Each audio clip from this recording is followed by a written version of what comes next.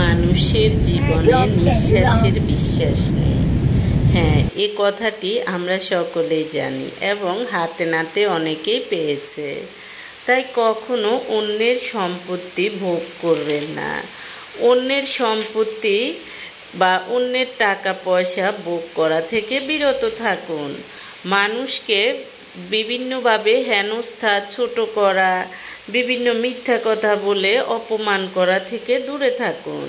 কারণ এগুলো করলে আপনার মধ্যে এই ধরনের সমস্যাগুলো হতে পারে। আপনি যেভাবে বুঝবেন আপনার দ্বারা কোনো অন্যায় কাজ হচ্ছে কি না।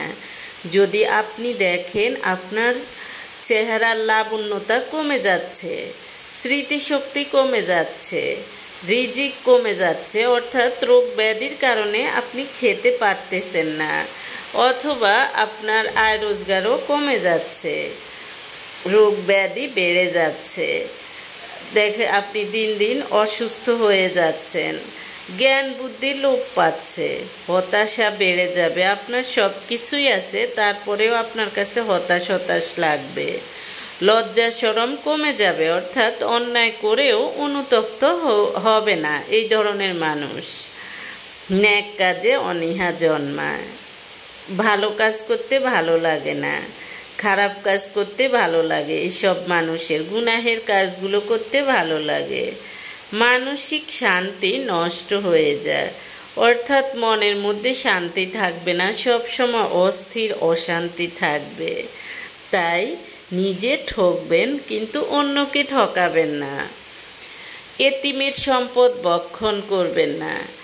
এমন কিছু অন্যায় আছে যেগুলোর শাস্তি দেখা যায় যে সৃষ্টিকর্তা দুনিয়াতেই মানুষকে দেখিয়ে দেয়। অহংকার, তারপর হিংসা, তারপর গীবত, নিন্দা, মিথ্যা, এগুলো এতিমের সম্পদ ভক্ষণ করা, এগুলো দুনিয়াতেই আল্লাহ দেখিয়ে দেয়।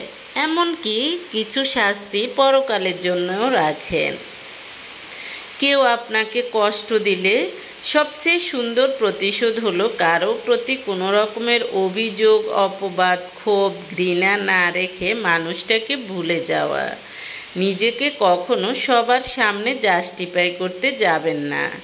মানুষ আসবে, মিশবে, ভুল বুঝবে, মুখ ফিরিয়ে চলে যাবে, এগুলো জীবনের সাধারণ নিয়ম।